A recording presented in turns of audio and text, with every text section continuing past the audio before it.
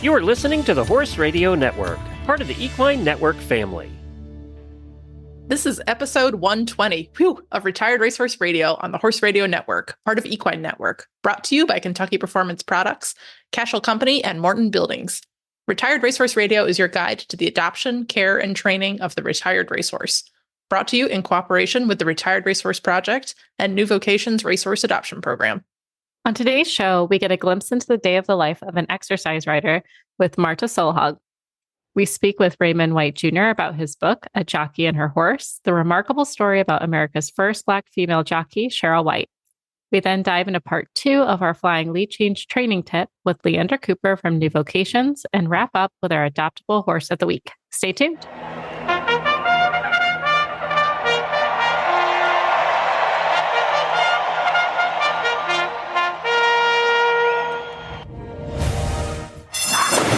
And they're off on Retired Racehorse Radio, the podcast that is your guide to the adoption, care, and training of the retired racehorse. This is Joy Orr in Detroit, Michigan. And this is Kristen Kovach-Bentley in Jamestown, New York, and you're listening to Retired Racehorse Radio.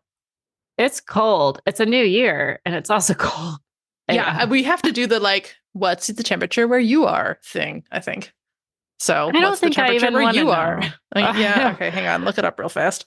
Last time I checked, it was actually somewhat warmer today. So for listeners, it is January 17th. By the time you're listening to this, I pray it is not these temps anymore.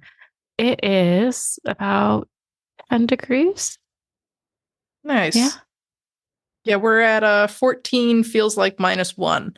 Oh, I didn't even look at the field temp. It probably doesn't feel good. Maybe Last don't time do that. It hurt my face. 3 degrees. You know what? That's not bad. That's better not than ask spent all George. week. George is in Florida. I don't want to know. So, George, stay muted. Like, George, it better be raining. Yeah, George, you better be comfy. But we don't get hurricanes. We don't get alligators. We don't get iguanas falling out of trees. I guess we do occasionally have the random mountain lion or giant cat that someone shouldn't own as a pet. So, oh, George just put 70 degrees Fahrenheit in the chat. Thanks, George. That makes us feel much better. I am wearing, I'm actually in pajamas. This is why we don't do a video podcast, folks. I'm in pajamas, and over top of the leggings, I put on a floor length skirt just for an extra layer. I was wearing my snow well pants yesterday. In the house? In the house. Nice.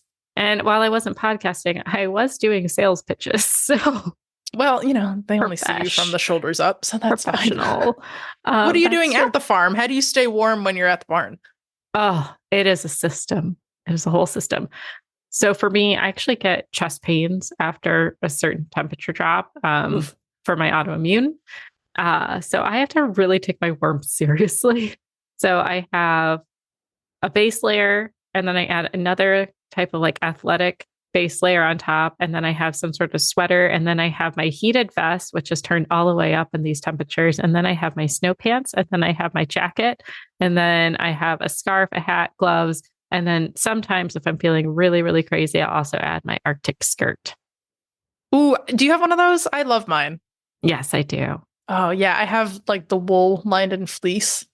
And I'm really glad I got one before that company, I think, went under, during COVID. Yes. Although there are other companies who do similar things on there's Etsy. Plenty of copycat ones. So yeah, if you guys are interested, looking, just Google riding skirt. Yeah, yep. You'll find something similar. Yeah. Yeah. Mine is nice for riding, but I'm barely doing any riding. So it's I don't really use this much. I do love bringing it out though at the beginning of winter, because the horses are always terrified of it for me. Yeah, I know. I have always a lot wonder of baby if mine horses. shocks them a little bit, as I'm getting. Oh, and the other inconvenient thing with riding around the farm is that I have to mount and dismount so many times to get gates, and then every time you get on, then you've got to re-zhuzh everything around, because the skirt ends up wadded under your leg, so it's not super convenient. But yeah, it is nice. I almost wore mine today just to wear, because I don't ride generally if it's below 25, just because I'm that's not that much fun for me at that point, and then I imagine it's not that much fun for the horse. I kind of just let them run around in the arena. Is the normal I've been thing. Hand walking all this week because we actually don't have very much snow at the farm, which is really unusual for us. Normally we have a pretty good snow base. So of course the ground is super frozen and it's all knobbly. So they're barely walking around. So like Jopper's really prone to stocking up, and Wes is aging, so he's prone to stocking up. So I've sort of carved out like an ice-free path in the farm driveway. You. So I've been I put in about 2 miles a day hand walking one horse at a time between the three of them. That keeps you fit though too. Yeah, I was like, oh, I'm actually kind of happy with this, because then if I, keep up a good brisk walking pace, it's good for the horses, but then I stay really warm. But the first half a lap with the first horse, I'm like, I would like to die. I hate this. It's so cold. And then I warm up and it's fine. But so yeah, we've actually been having like a fairly productive week in terms of like making sure everyone is getting enough exercise and staying moving, because then if the horse is moving, everything else is moving, like the digestive tract and everything else. So I'm like a little paranoid, but everyone's been, knock wood, everyone's been in good shape. So that's nice. Yeah, all it's ours fine. We'll get through it. Have still been going out during the day, at least for a few hours, if not the whole sunny day, because we've had a lot of sun this week. Even though it's been cold, we've had a lot of sun, and the wind hasn't been awful since the weekend storm. So they'll go out, they do their thing. We got some snow, not as much as I hoped, but enough where it's okay footing. So I'm kind of like, he'll be all right. But we've done a little bit of like running around in the indoor as she wants to. I have to admit, having a horse who's not ultra playful is a nice thing right now, where I kind of have to like, I don't have to worry about her getting herself sweaty or all worked up. She's just kind of like, I'm good if I have my water, and I'm good if I have my hay. I don't need too much. Nice. So, and honestly, it was kind of good timing because she got injured. We did have all the mud. It looks like she tweaked a muscle.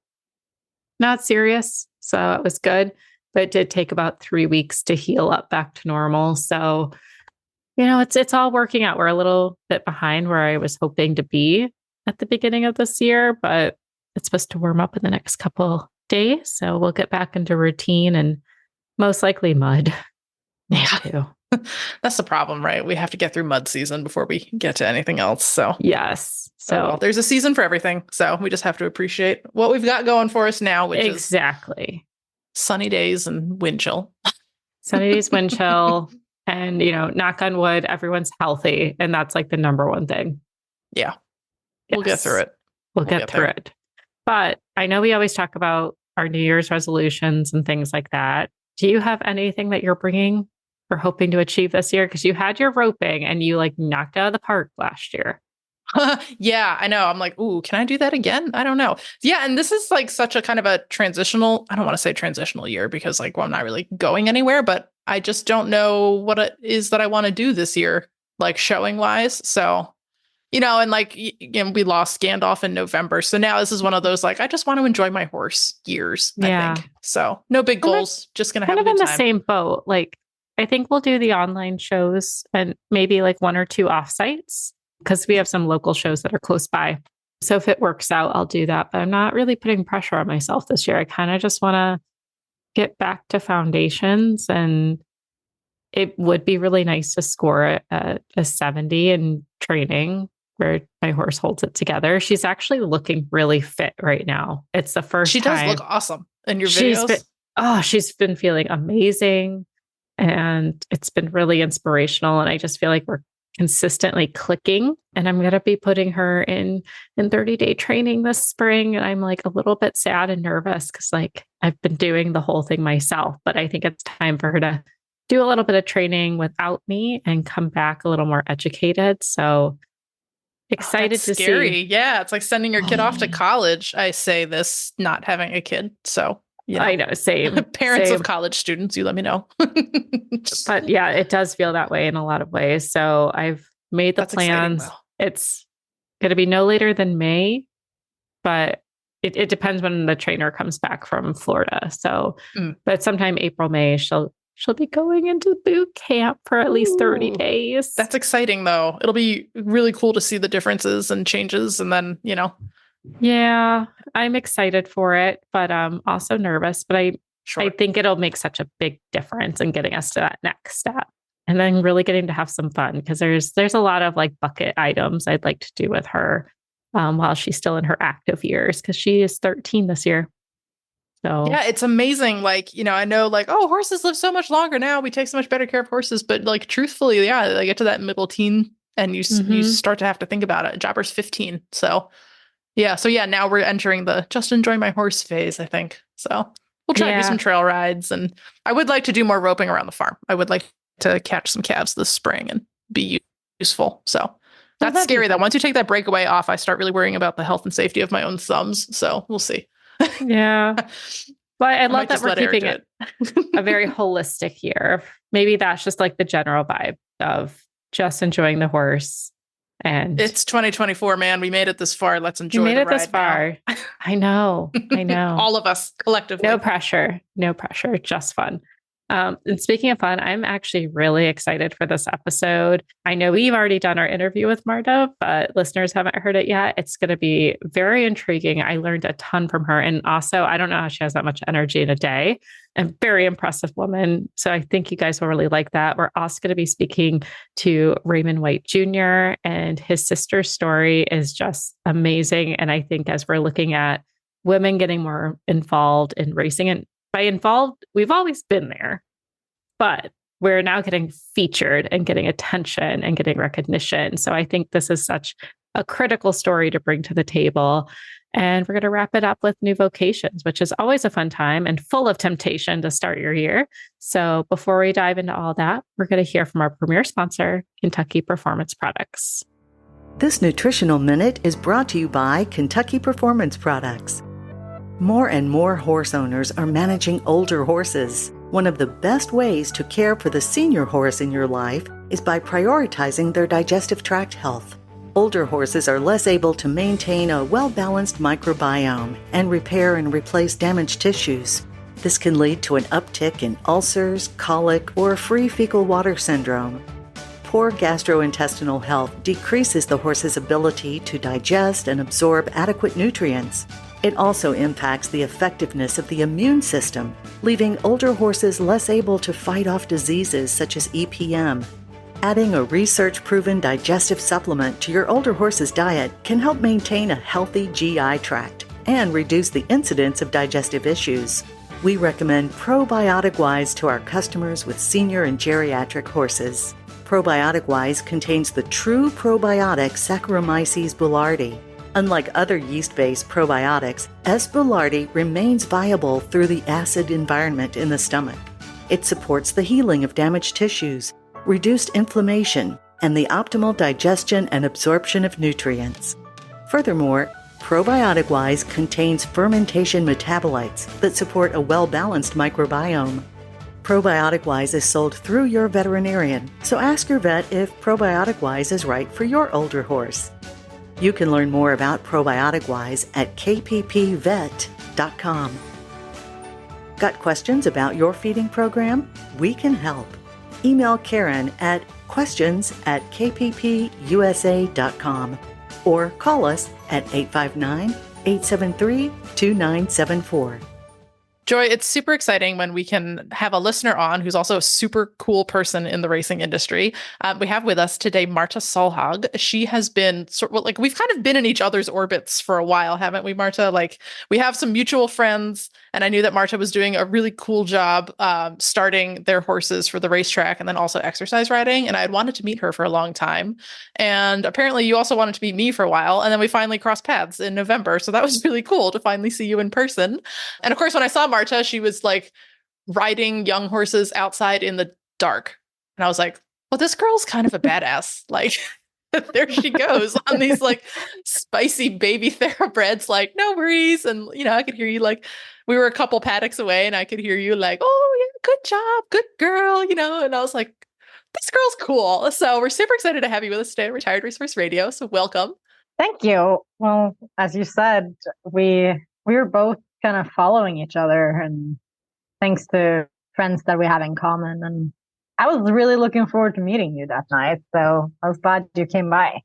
Yeah, I hope I didn't let you down, being not nearly as cool in person as I seem to be on the internet. So, but yeah, no, I was like, oh my gosh, we've got to have Marte on, because I think the role of, the person who starts racehorses under saddle and then also works them on the track, I think we don't really think about that role very much, but that's such an important part of a thoroughbred's life, is the start that they get. And that's why personally, I never, ever want to do colt starting again in my life. Like, that's too much responsibility. I will gladly have Marte do it for me. So like, like that really gets a horse started for the rest of his life. So like, how do you approach that responsibility when you're starting a horse? Well, to me, the foundation should be pretty much the same. It doesn't matter what breed or what discipline you're shooting for. All those basics are important. It doesn't matter if you're going to be racing or show jumping or if you're going to be sorting cows. The technology of it is still the same thing. You still want them to be happy doing what you ask and to do it with confidence and just, know how to do it. The left, right, and stop, as well as walking forward and being confident, is just important. It sounds very easy when you say it, right? Like, oh, just left, right, go, stop. But when I saw you in November, you were out in, essentially what was an unused turnout paddock because our friend's farm, she doesn't have really riding facilities, and in my mind, I'm always picturing like, this has to be done in an arena, like a safe space, with like a good wall around it, maybe a round pen to start. And, they have a round pen there and that's great. But you were just out there kind of like out for a hack, the same way I would work my, 15-year-old horse at home. And I thought that was really cool, and like watching the way you were riding, you were letting the horse carry itself, and learning how to balance with a rider. You were still asking them to bend and stuff. And I think, especially for thoroughbreds on the track, we tend to stereotype and be like, oh, they're only learning how to, basically steer and go fast. But you were really asking these horses, it looked like the same way that you might be schooling a green hunter under saddle, say, the way you were riding. So I was really impressed by, the way you had these horses going, and how do those skills eventually translate to when they head to the track and get their exercise rider for the first time? Well, I grew up show jumping and taking lessons like a lot of other people. And so that basic skill came with me from that. And the first trainer I worked for, he was the steeplechase trainer. And that was just one thing he hammered down on, was that every horse was going to balance themselves. They were going to use themselves. We jogged miles and miles in the woods, up and down. If it was snow outside, we'd be out there jogging miles in deep, deep snow.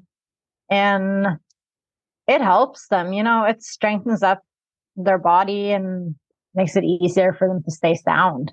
Yeah, for sure. If they learn that as young horses, chances are they're going to bring that along to the racetrack. And I'm sure a lot of people think that we just gallop wildly around the racetrack every morning, but a lot of the work on the racetrack is slow. It's slow and steady. And you'd rather want your horse to carry itself than going around with the head in the air. That just weakens their back, and a horse with a bad back is not happy and good horse. Certainly isn't a fast horse. Definitely or an not. efficiently moving horse, that's going to race well. So yeah, that makes sense.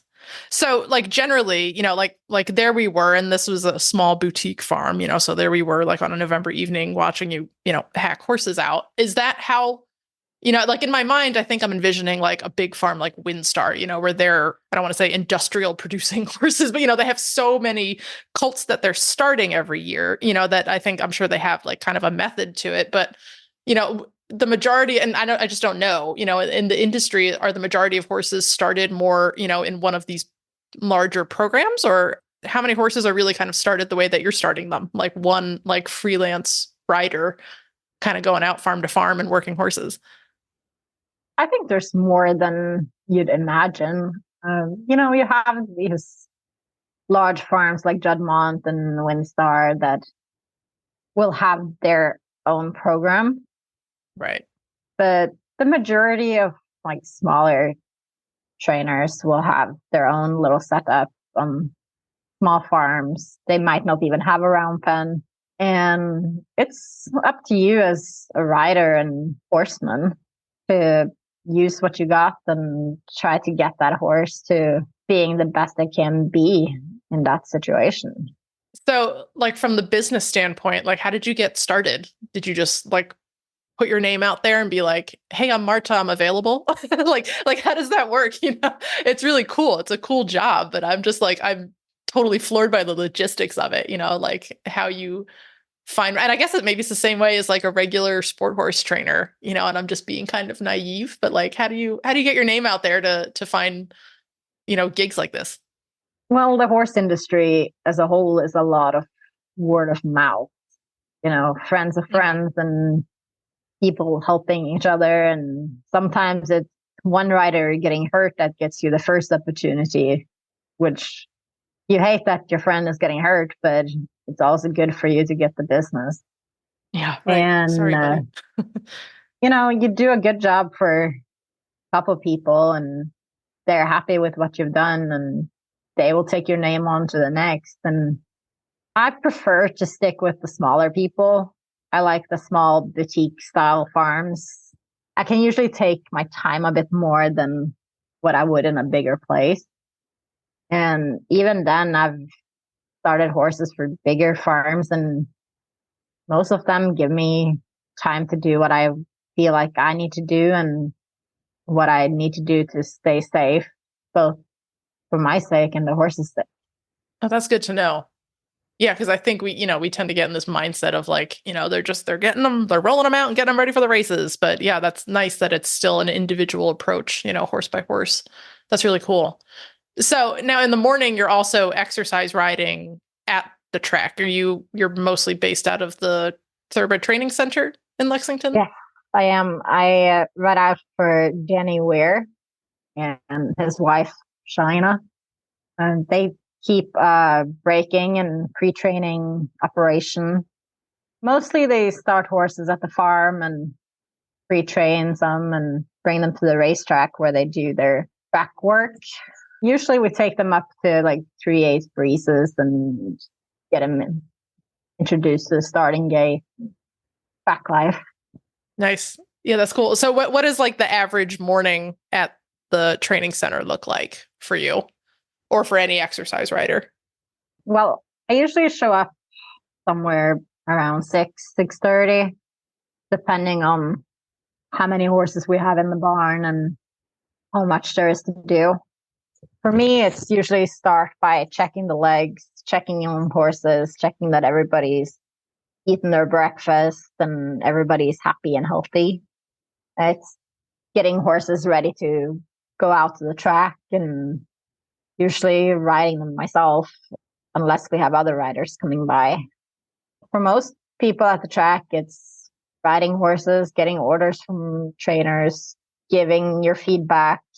And every time you hit that track, you try to beat that horse as good as you can and get as much out of that workout as you can. So what does a workout look like? Like there's some warm up part and then, the actual, like say if you're breezing, I know that that's a more formal process, but like what does a training session look like at the track? Usually you would warm up everything from half a mile to a mile of jog. Some people would jog longer, some will jog shorter, depending on. Also depends on the horse. Some horses needs a little bit further of a warm-up time, but you want them to be moving nice and limber and feel good before they turn around to gallop. And usually a gallop for us for me, is usually pretty easy, pretty steady. You want them to use themselves, carry themselves, but be content in themselves. Sometimes that means you're going very nice, relaxed. Sometimes that means you're galloping just a little bit quicker. But for me, I never really breeze anything. I'm a bigger rider and I totally leave that to the jockeys. For me, the favorite part is getting to work with the young horses and the pre-trainers and get them to where they're ready to do their best for the job. Nice. So, and this is like kind of a unique thing to thoroughbred training. I think, that you have the trainer who does not, I don't know, in some situations they do ride themselves, but then you also have the training rider or the exercise rider. So how much freedom do you have then as the rider, to say like, I don't feel like this is ending on a good note. Can I, do X, Y, or Z, to help bring the session around? Like, do you have a lot of leeway and freedom, or is it really up to the trainer to say, no, you need to do this, you need to do that, you need to stop here, stop there? Well, I have a really good boss. I have to say both of them are excellent horse people, and the horse is the main focus. So he trusts me to know the horses I'm riding and to know whether that horse needs to maybe do a little less or do a little more. And it's expected that I will do what's the right thing to do. And it's really nice having that trust and be able to modify the training as I think it should be. But when everything comes to, he is the boss and he knows how to ride himself. He rides a lot of horses himself and is very talented. So we usually talk things through and agree on a plan, and it's very easy, which is nice. I like that. I like that, that there's conversation, involved, and it's not just, what the boss says goes, and you get some all leeway there exercise riders have that leeway. Some Cool. get orders and have to follow that to like point to point. And it's really great not having to do that every time. Right. Yeah, because ultimately as the rider, you're the one feeling the horse in the moment, to know like, maybe this horse isn't ready to do this or needs to do something different. So yeah, yes, that's good to know. Sometimes you don't see everything just walking out of the barn into the track, and you could be on the other side of the track and the horse doesn't feel quite right. And I've been in the situation before where I've sat there and been like, I don't know, like I don't want to gallop, but I think the trainer will be angry at me if I don't gallop. In the situation I'm now, I don't have that problem. If something doesn't feel right, I just get on around to where I can talk to him and we figure out a game plan.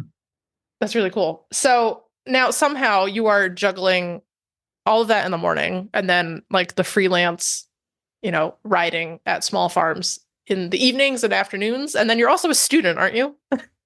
I am. Yeah. Gosh. So like a day in the life of Marte is a little wild, huh? There's a lot going on. Are you a full-time student? You're at UK? I am a full-time student at EKU. Oh, okay. Gosh. I study accounting. The plan is to try to combine the two, equine and accounting and maybe ag. Nice. You're in the right place for it, for sure. So. For sure. Well, that's cool. That's good to know, though, that like, if you want to hustle, you can, work your way through school and do this. So. You can. Absolutely. Yeah. And have plenty of horses in your life. So, okay. Do you have any advice for someone who might be looking to like break into this industry as a rider? Like how do you get started? Try to get in with somebody that cares both about you and the horses, because it's not an easy industry. It's tough. It's really tough on you, both mentally and physically. But there are really good people in it as well. There's really nice horses to ride. Go by a barn and talk to the people. If they have a farm, chances are you can start out on the farm where things are a little bit more slower and laid back and you can get a feel for it. Yeah, so basically just start like pounding the pavement, get your name out there, talk to people. You just have to be willing to work. Right. It's no sitting on your butt and do nothing or twiddling your thumbs. It's hard work, and show up in the mornings and stay as long as you need to, stay extra if you want to, or if you needed to. Yeah. Well, yeah. And I'll go back to when I first met you. You were out there riding in the dark, because the work had to get done and the sun had set. Here we were. So, yeah, you're right. Yeah. It's like the ultimate horse girl job for sure. I mean, we all know, horses are long hours and hard work. But yeah, I think for sure if you're working your way through school, that's even more so. So good for you. Well, it's always just trying to get everything to fit in the hours you got. Mm-hmm. During the summer, it's way easier when you can stay out and ride until 8. It's no problem. Right. And I usually try to get a good foundation in during those nice days to where, as that night when we met, I could ride out on those 2-year-olds and they were happily going around, even though it was halfway dark and I didn't see much. Oh, yeah, that makes sense. Yeah, you did the work already to put the foundation and the trust in them. So they were like, okay, this is fine. Yeah. No, they were totally cool with that. And, yeah, they were happy to put around there, and hopefully they saw a little bit better than what I did. Right. Yeah, I've heard that horses have good night vision, which I will assume is correct and not think about it too much when I'm also out in the dark. Right. Exactly, nice. Yeah. And then you also have your own horses too, right? You have at least one off-track thoroughbred. How many horses do you have? I have 2.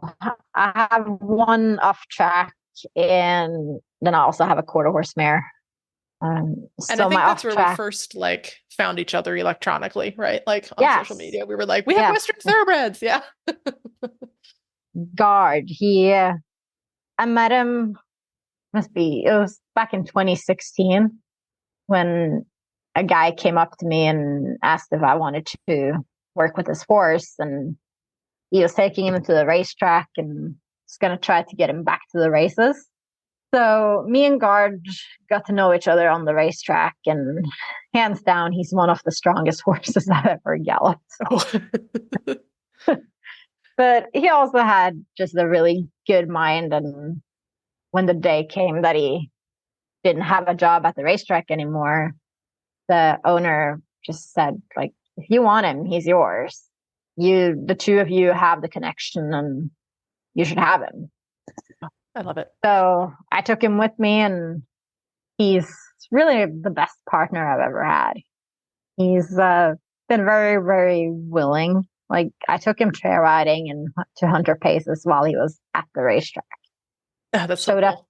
I showed up to a hunter pace at Masterson Station in Lexington with the exercise saddle and blue bridle and polos and the whole getup.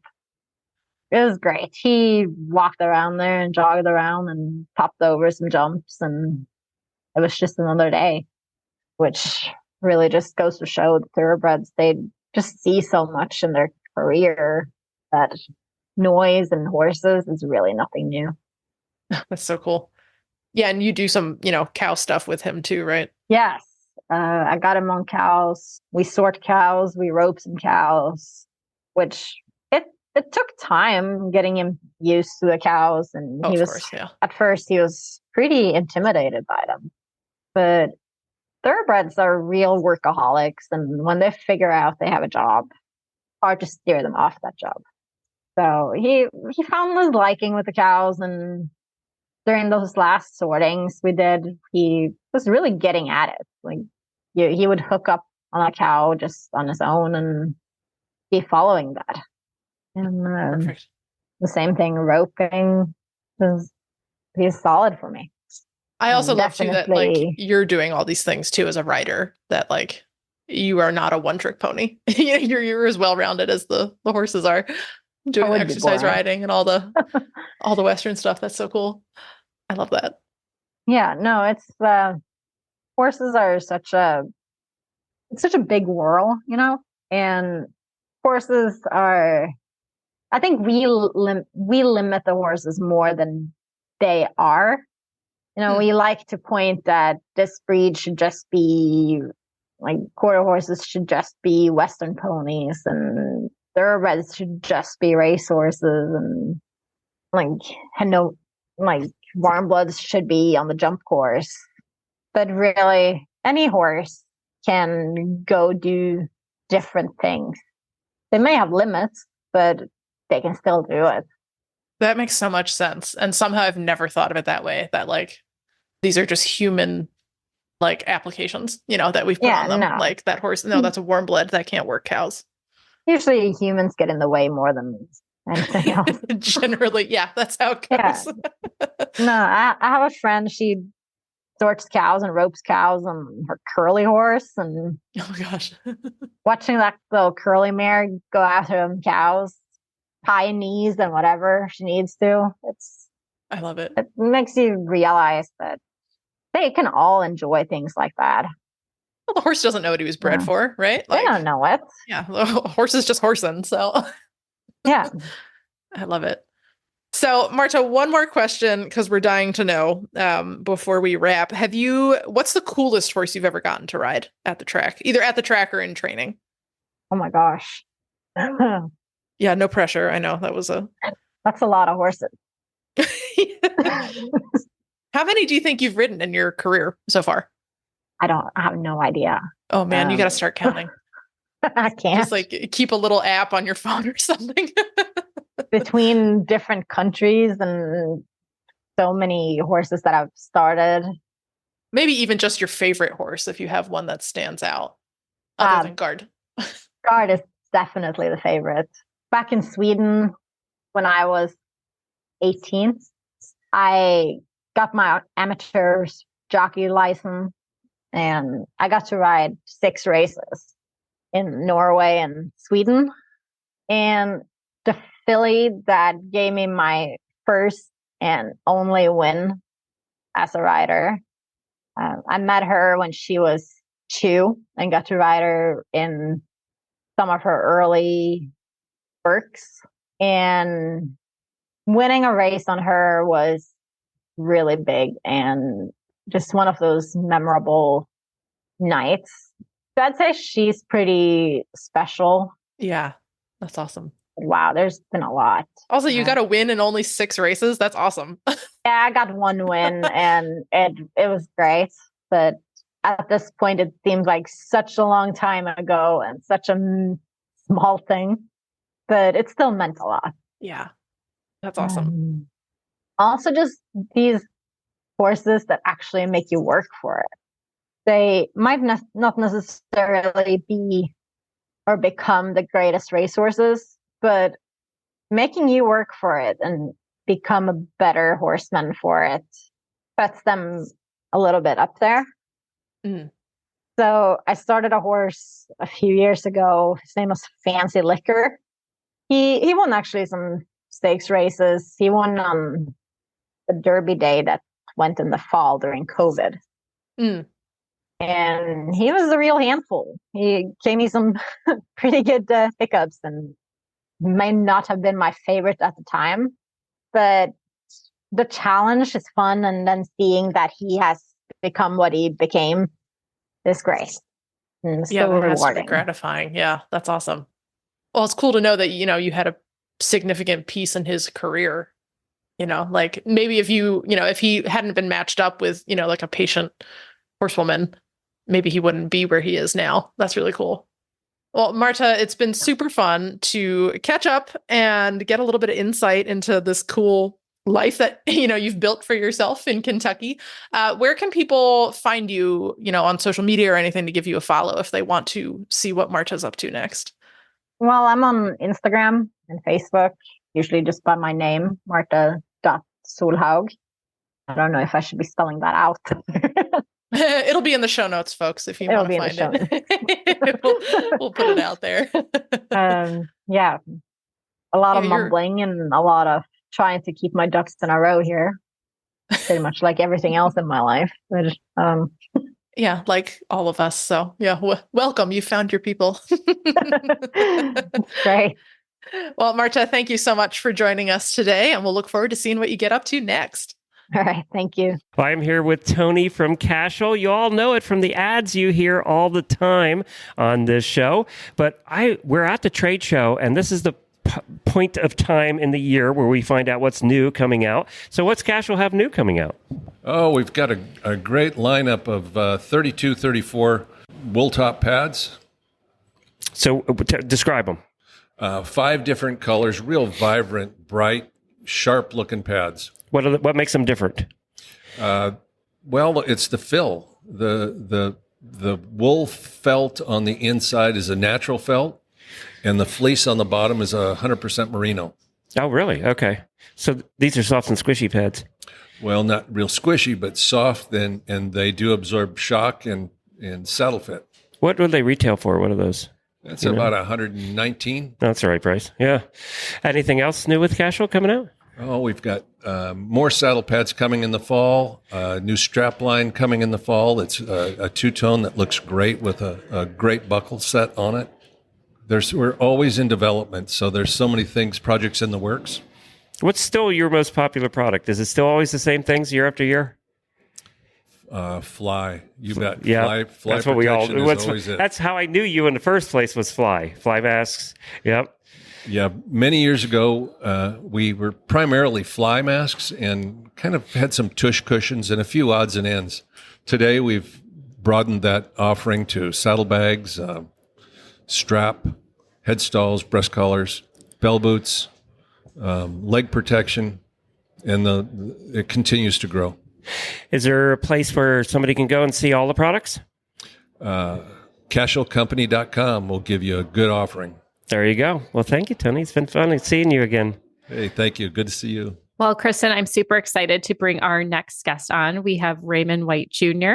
And he is, where do you even begin? I feel like he's been involved in every part of racing. His father was a famous racehorse trainer. His sister is a famous jockey. They raced horses. He's been in as a jockey agent. But why am I doing the rundown? I'm just going to bring Raymond on to introduce himself. Welcome to the show, Raymond. Hey, how you doing? Thanks for having me today.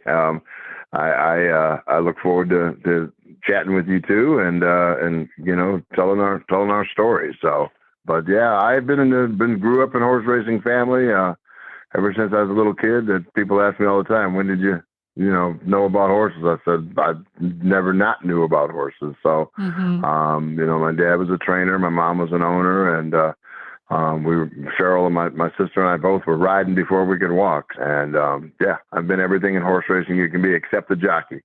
When I was except a jockey and a trainer. I've been an assistant trainer, but when I was the right size to be a jockey, I was too young. And when I got to be the right age, I was too big. So, but I've been exercised, gallop horses, worked horses, got the privilege in my life. If there was a bucket list thing I could have done, I actually got to work horses next to my father out of the starting gate. And that was something I'll never forget in my life. So I'm grateful for those moments. My dad galloped horses until he was 84 years old.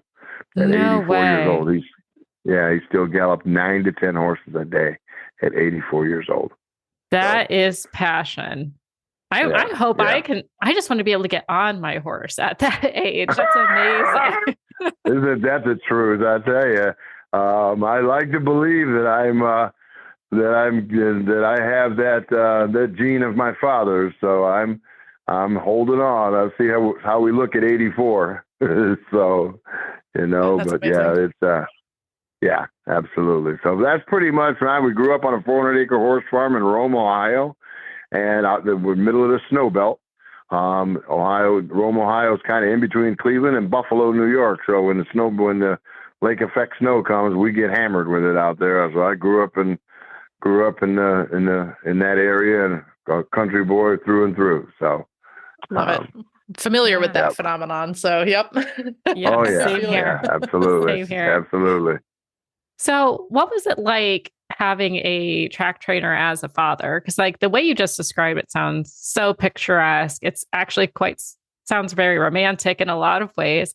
Was it always like that? Or were there days where you're like, man, I wish these horses weren't here? No, I never had a day where I didn't. It was the way of life. I mean, my father was a trainer. He was well respected by everybody.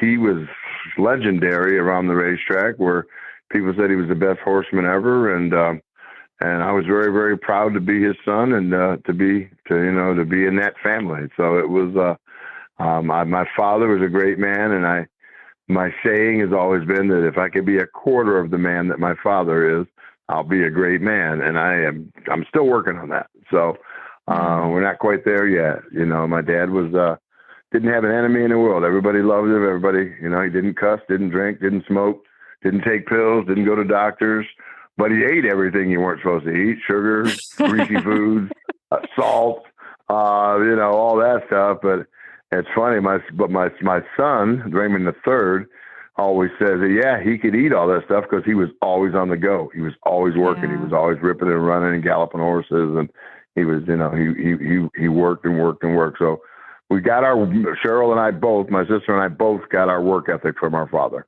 So. Amazing. Well, I know he's spoken so highly in the book, which I know we're about to dive into, but I actually felt like the way you described your dad, your mom too, it sounded so wholesome and clearly a very close-knit and encouraging family. Yeah, my mom was a breeding expert. She was a breeding expert, bloodlines. When it came to breeding our horses, she was the one who chose what studs and what breeding, what lines she wanted to do. So she handled that part of our racing business. She was certainly she was an expert in bloodlines. There was nobody like her. Oh, yeah. I love that. Well, and also she had an eye for telling the future too. She's a futurist, you mentioned in the book as well. And I love the story about the microwave. Yeah. That was great. Yeah. She was, future and technology. That was her thing. And she passed that gene on to me. So, to this day, I like all the new stuff, the new technology. I got that from my mother. So it was we were the second family to have a color TV, and I think she had a massage chair. That's literally the truth. She had a massage chair in the early 70s. So when they first came out, so if it was new technology, my mom made sure we had it. So we never were behind. So tell us a little bit about the book. I know I mentioned it a few times because I'm very eager, but you partnered with Sarah Lanier to write the book about your sister Cheryl called A Jockey and Her Horse. Tell us a little bit about who Cheryl is and what made her so successful being a jockey and the first Black female jockey in America. Well, yeah, Sarah came to me. We met in 2021, where she contacted me because she had purchased an original copy of Jet magazine that Cheryl was on the cover of, and she was trying to find Cheryl, and but she found out that Cheryl had passed, and she made contact with me, and she wanted to write a story in the New York Times, and she's a New York Times journalist and a published author, and she wanted to write a story, so I told her, well, it's good timing because we have a race running in Cheryl's honor here in Youngstown, Ohio.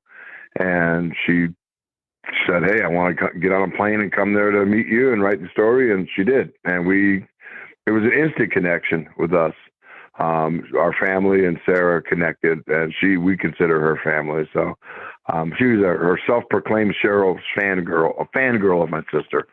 And then we get, so she came up with the idea for us to write The Jockey and Her Horse, and said we should write a book. We should write a children's book. We should do a documentary. We should do a movie. And all those things are all in the works, actually, the documentary and the movie. But what Cheryl was just, she was tough as nails. And, one of the things that, she was almost 9 years older than me. And one of the things that made her successful was, I go back to this word, fearless. She was just fearless, and she was fearless in everything she did. And that's kind of, we say in racing, one of the things a jockey has to have is heart. If you lose your heart and you get scared, you might as well hang your stirrups up. There's no point in you riding anymore. And Cheryl was just fearless. She, the time that she came up when she started riding was a time, obviously, that was very turbulent in the United States, 1971. And, and the time it was only 3 years removed from women had to go to court to earn the right to ride. They were blocked from they weren't allowed to be jockeys. So they literally had to go. Kathy Kuzner took the Maryland Racing Commission to court in 1968, and they won the right to ride. And 3 years later, Cheryl became not only the first Black female jockey, but she was also one of that first early group of female jockeys. And she just wanted to ride. I mean, it was kind of natural. The funny part was my father, who was born in 1903, was not a fan of her becoming a jockey. He didn't think women should ride. He didn't think women should be jockeys. But I go back to when I say that my father was a great man and I aspire to be, if I could just be almost as good as him, he didn't let his bias stand in the way of his daughter's dream. And he helped her. He helped her, achieve her dream. Even though he didn't believe that she should be a jockey, he said, all right. And then he learned that, hey, his daughter was a pretty good jockey. And he actually became a champion of female jockeys later in his career. And we had a lot of female jockeys that rode for him over the years outside of my sister. So she changed his mind. And but he didn't stand in the way. He could have been a chauvinistic and man, no, you're not going to be a jockey. You're a woman. You shouldn't ride. But he didn't do that. So that's the mark of a heck of a man. So absolutely. But she was just fearless. There was a horse that she rode at Pitt Park at the Meadows back in the 70s, and the horse was named Tiger's Tune. He had a habit of bolting on the turn, coming around the far turn, coming to the head of the stretch. He had a habit of bolting. Well, Mary Bacon, another female jockey, rode him, and he bolted and dropped her on the racetrack. She came off him, and she hit her head, and she was in a coma for a week. And nobody wanted to ride this horse because he was an outlaw. And my sister was like, I'll ride him. I'm not scared of him. And she rode him and won 4 races in a row on him. And, so she just was fearless. I mean, I go back to that fearless. That's what she was. So, and she was good. She was talented. I mean, the way she seated a horse, and our logo for our nonprofit is actually a picture of her on a horse, working a horse. And it's just, the form is perfect.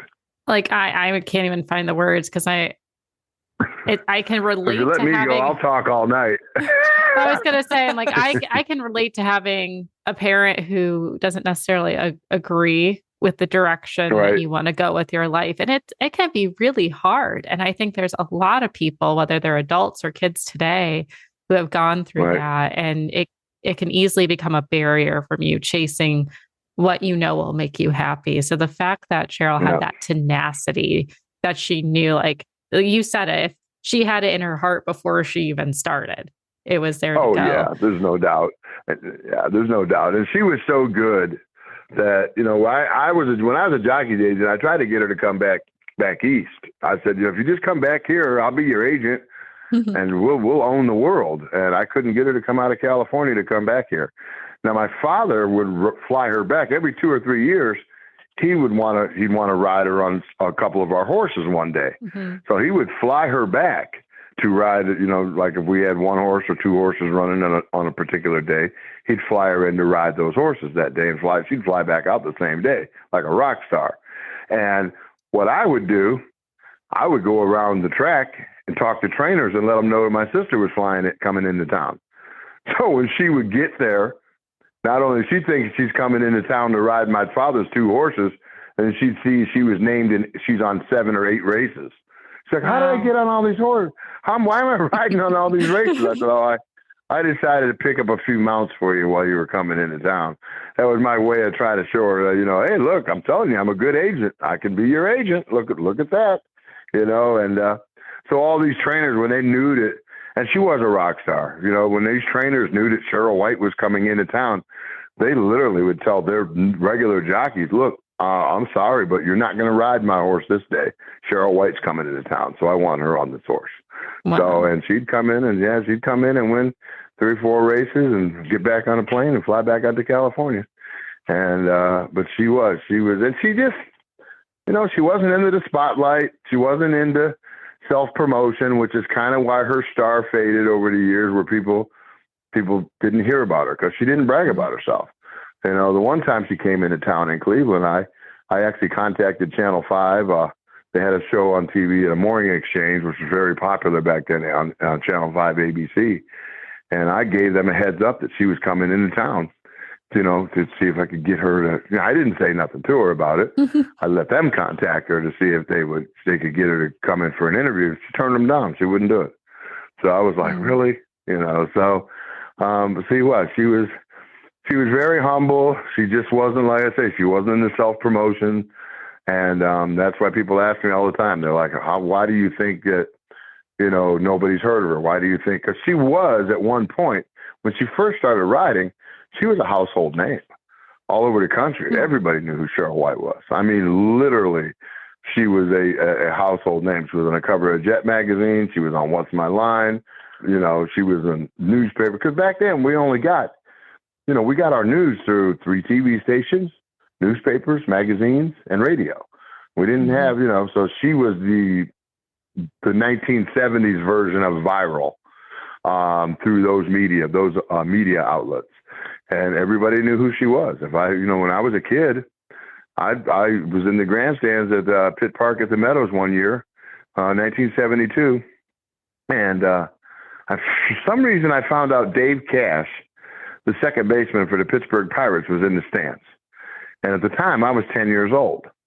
And I found him. I went up to him, and I said, "Hi, I'm Raymond White. My sister is Cheryl White." Of course, she was riding a few races that night. It was night racing then. And he was like blown away. He was like, "Oh my God, Cheryl White's your sister." He was, it was like I was telling him that my sister was the Queen of England. And I invited him to the winner's circle. "Hey, if she wins a race, will you come down to the winner's circle with me and get the win picture?" He says, "Absolutely." I always thought that win picture, that horse that she won on that night, I always thought it was one of my father's horses. I look at that win picture now with Dave Cash in it, and he was part of the World Series Pittsburgh Pirates. And me and Dave Cash are in his win picture, and I have no clue whose horse that was. My sister was riding the horse. I don't know who the trainer was, the owner. I just barged into their win picture with Dave Cash with me. And the comical thing that I think of is that here Dave Cash is in a win picture with my sister. My sister had no idea who he was, but he knew who she was, Yeah, he's a famous baseball player, but she don't know him, but he knew who she was. So that's funny. That's proof, though. If you walk anywhere with that attitude, that they'll just let you do whatever you want, right? If you just, walk in, absolutely. I walked into I took Dave Cash and I walked in, and I'm standing in front of everybody like it's my horse. So I was just so proud that I brought Dave Cash into this win.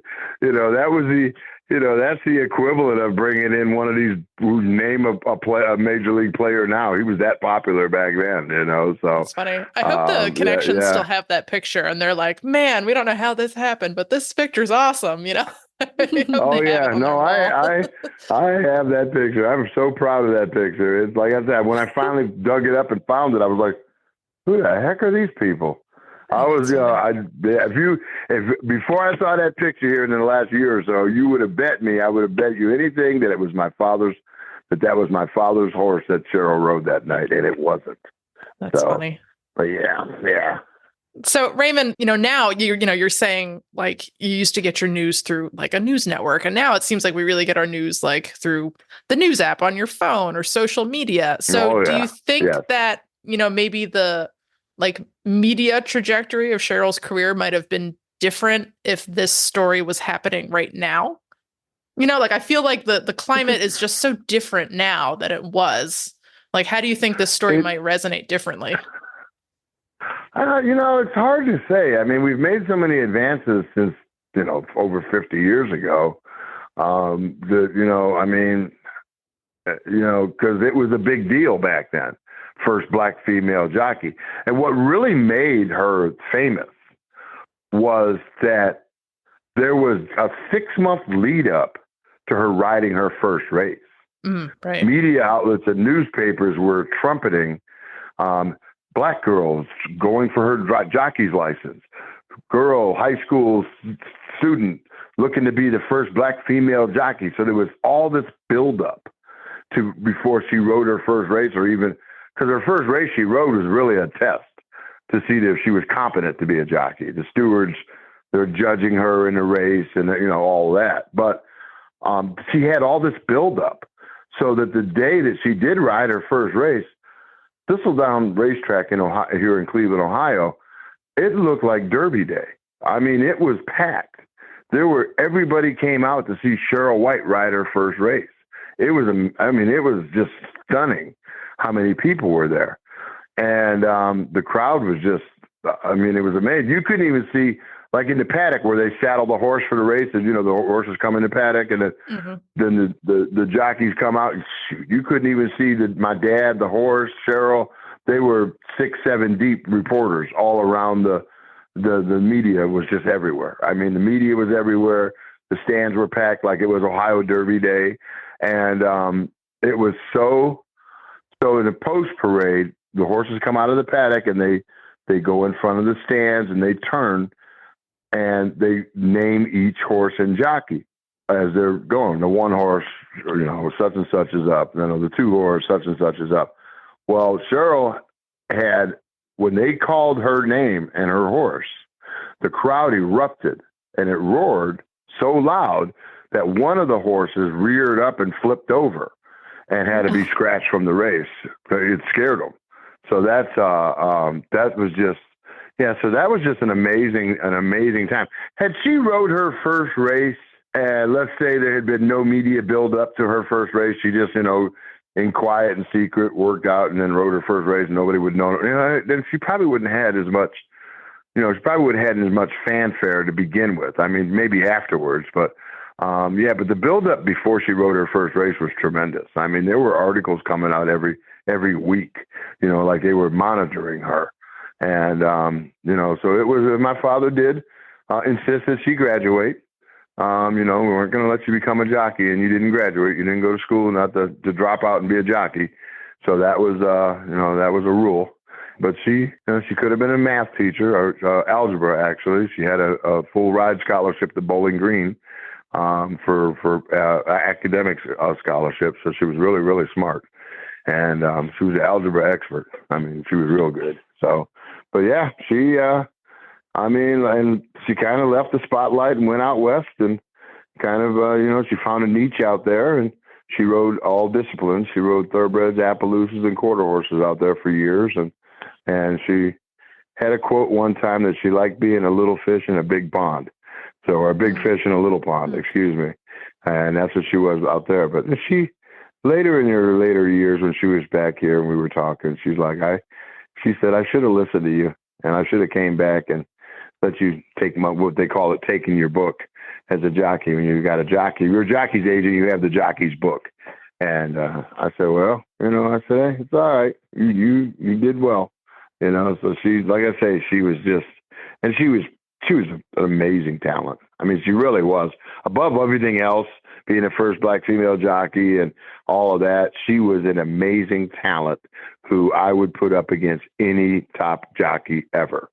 So in their prime, I would put my sister, I wouldn't hesitate to put my sister on a horse over Willie Shoemaker, Lafitte Pincay, Eddie, you can go down the list, all these Hall of Fame jockeys. She could ride with any of them. Oh, I got chills. That's so cool.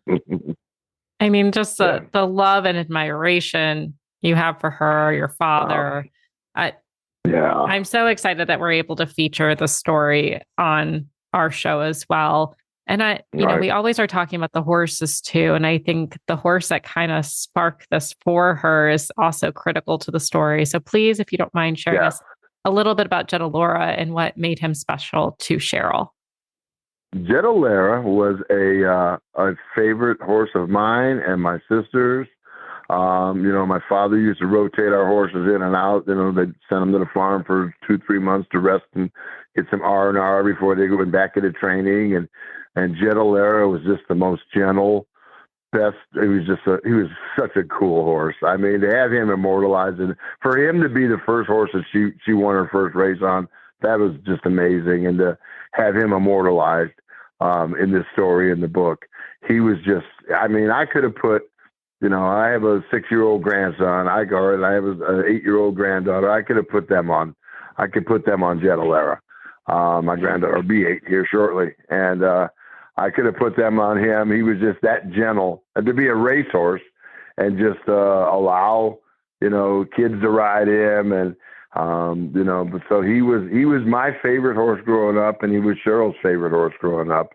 And he actually ended up being I couldn't have picked a better horse for her to have a part of history to be her winner first race on. And that win picture of Lara, I didn't realize it now, but to me, it's become iconic. It's a black and white photo. I was 9 years old. I was at the other end of the grandstand playing or whatever I was doing as a 9-year-old. When the race was running, of course, I knew the race was running. I saw them coming around the far turn, and I'm all the way at the other end. I'm at the farthest point away from the winner's circle. And when they were coming around the far turn, around the head of the stretch, I knew she was going to win. I was like, oh, God, she's going to win the race. So I started running towards the winner's circle. Well, they had the Jetto we call him Jetto. They had him in the winner's circle, and I ran into the winner's circle, and the photographer did not let me get set for the picture. So he snapped the picture with me in full stride and my arm up in the air running and looking up at my sister. I'm looking at Cheryl, and she is sitting there with a blank look on her face. It's the only win picture that she didn't smile in.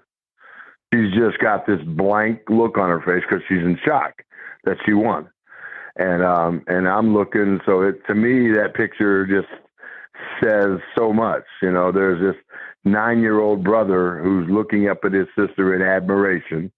And here's a sister in shock that she won her first race. She's not even smiling.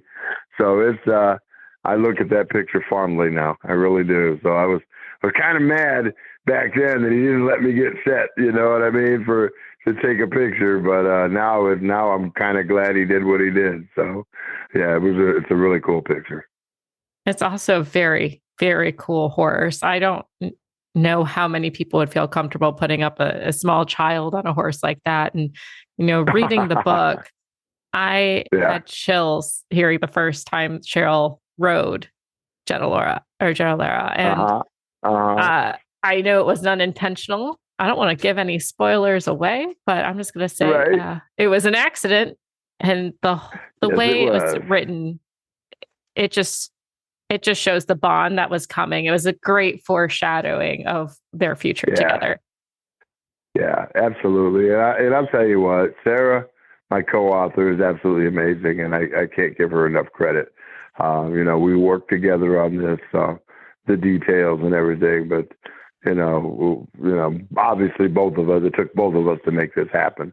But she's family, and she is. I tell her all the time, your name is now Sarah Maslin White. So you have 4 names now, and but she is. We worked together on this book, and really made it happen as far as the getting things right and getting the details down, and so she's an amazing writer. She was already a published author with Simon & Schuster with a book called Horse Crazy. Her book called Horse Crazy is absolutely amazing.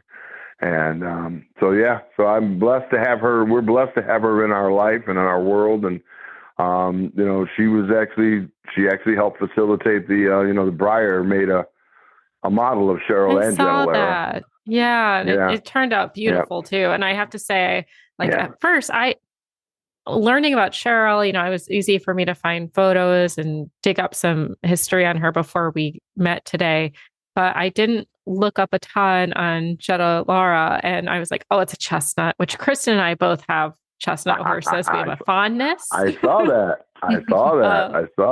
So just that little extra spark of not to use my own name, but a little extra spark of joy in there of, oh, it's a chestnut horse. Of course it has to be. They're magical. Joy just sent me the picture. This picture is awesome. Yeah. Joy just sent me this picture. What I love about this too is all the people right here hanging over the rail at the winner's circle watching too. Mm-hmm. There's so much going on in this picture. She very clearly, people were here to watch her. This is awesome. Oh yeah. She was like I say, when I say she was a household name, when I was a kid, I could go anywhere and go, yeah, Cheryl White's my sister. They go, no way, Cheryl White's your sister? Everybody knew who Cheryl White was. It was just, it was stunning. So yeah, we're very proud to have her and Jetto immortalized as a Breyer set. And we really worked hard on getting the rider doll of Cheryl perfected. I mean, they made a model of her. They made it, it's got, we really worked hard on that. So they got the details down really, really well. And we're actually going to Breyerfest again this year. They want us to come out again to Breyerfest. And the last year we met people and talked to people. The box set wasn't out yet. So it should be very interesting to go there this year with the box set available.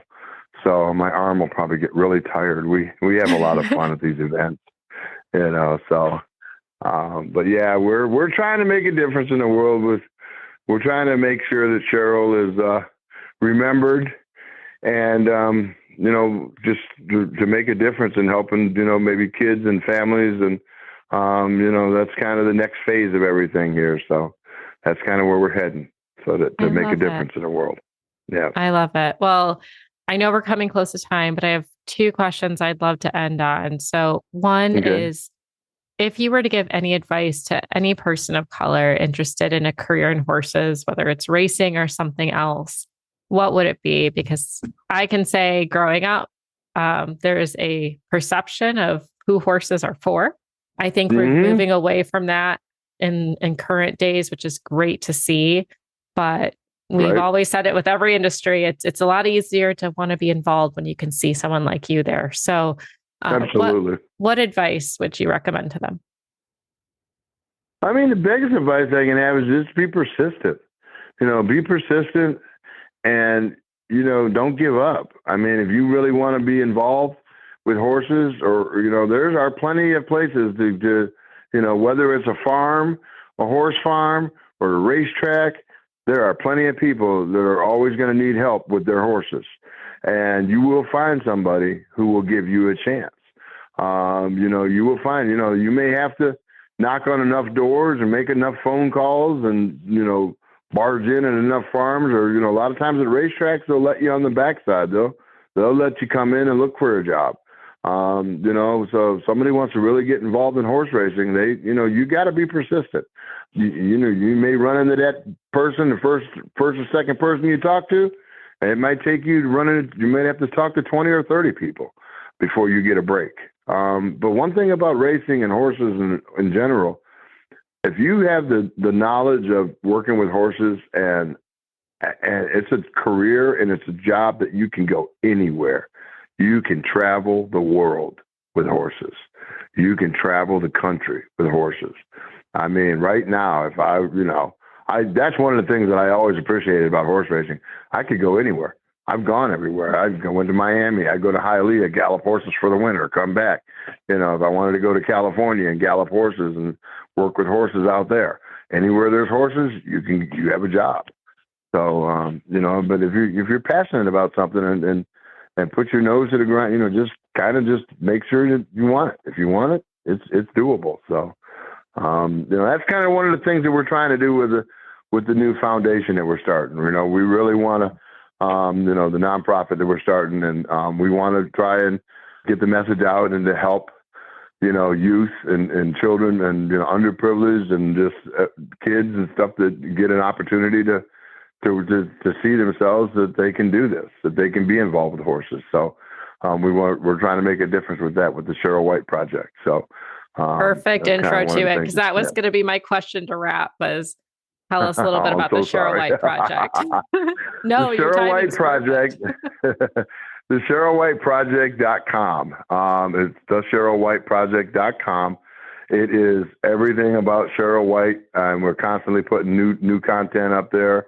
A lot of the travels that we did last year are up there, but it's the Cheryl White Project is our nonprofit, which will officially be, my son handles that part of it. It's a 501, I guess it was a 3C or C3. We are going to be that'll be official here in a couple weeks, but we're trying to make a difference, to create a scholarship foundation and we have we've been taking kind of donations on a GoFundMe out there, and we're just trying to get this foundation up and running where we can make a difference and, help underprivileged kids and rescue horses. We have a farm partner here in Galion, Ohio, the Boucher Farm, which is where we do all of our filming for different, news outlets that want to do stories about my sister. They're our partner as far as when we start, getting into the horse rescue and things like that. So, but we're just kind of, we're trying to make sure that we make a difference with Cheryl. We don't want to just, hey, here's a book and a story, and then we just fade away. We're here.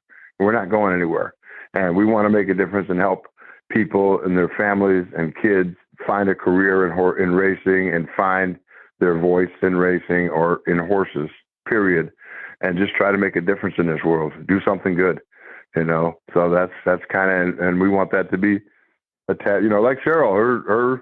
We've got several races around the country right now that are Cheryl White Memorial races. We have a racetrack where she rode her first race here in Cleveland. We think there should be a statue of her there permanently. So we're trying to make sure that Cheryl White is never forgotten again. And that's really that going back to you saying that you were able to easily find pictures of Cheryl. Mm-hmm. That wasn't the case 4 years ago. You would Google Cheryl, that's just all that content that we've loaded over these last few years. That's why now it's easy to find information on her. There was a lot of misinformation out there 5-6 years ago. Where you Google Cheryl White and some other picture of somebody else would come up, and they said that was Cheryl White, and it was, so we really, but yeah, the CherylWhiteProject.com. You go there and take a look. All the videos are on there from some of the interviews we've done with Good Morning America. Robin Roberts, who is wonderful, just a real warm, genuine person. And, so we're, like I say, we're going to make a difference and keep on keeping on. And certainly anybody's welcome to message us there. We're very good at getting back to people. You're not going to send us a message and don't hear from anybody. So if you do, we would definitely contact you. So. Well, thank you for sharing your sister's story with us and just the work that you're doing too. I think it's a critically important story of racing history. And every time one of these types of stories come our way, I love the fact that we can share that feature with our listeners. So for everyone listening, check out the CherylWhiteProject.com. Make sure you get a copy of The Jockey and Her Horse. It is a great read. It is a page turner. I read it myself. And Raymond, thank you so much for joining us today. Thank you. Thank you so much for having me on here and allowing me to share my sister's story and our family story. And we appreciate you all very much. Well, Kristen, it's another year, another makeover, but I feel like there's some other things happening at the Retired Racehorse Project. Can you fill us in? Yeah, we always are striving to be more than the makeover, right? Because, the makeover is awesome, but there's also so many more areas where we can be doing good work. So we are really excited. In February, we are hosting Aftercare Industry Month, which is presented by Thoroughbred Education and Research Foundation. So big thanks to them for a grant that made this possible. So we, rather than trying to host like a big in-person shindig, we are making this a virtual event. So if you have any level of professional interest in aftercare on any side, whether you're a nonprofit or a quote unquote for-profit, or you're just someone who really wants to learn more and see if maybe there's a career in aftercare for you, you definitely want to get involved with Aftercare Industry Month. So in February, we are going to have a webinar every week. They're all actually going to be on Tuesday evenings. And they're going to cover a bunch of aftercare topics that are relevant both to the business side of it and then to the managing horse side of it. You can find more information about that at our website at therrp.org under the education menu.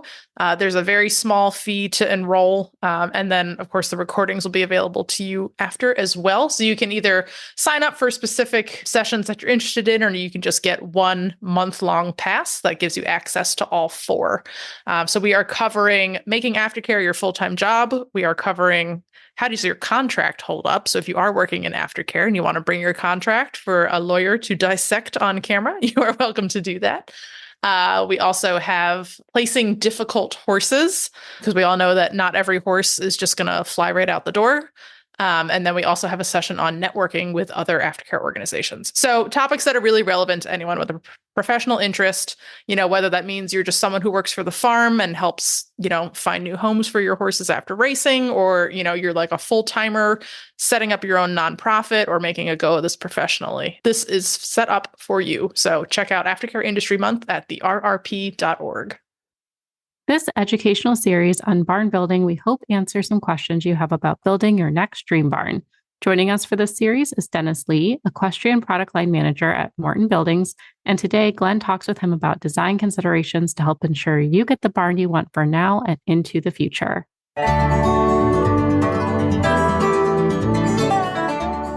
Welcome to Barn Building 101, brought to you by Morton Buildings at mortonbuildings.com.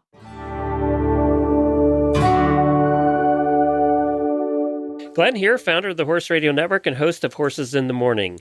We started a couple educational series last year that were a huge hit with you guys, and one of them was on horse insurance and the other one on trailers and trailer safety, and they proved very popular and educational, so we asked what else you wanted to hear about.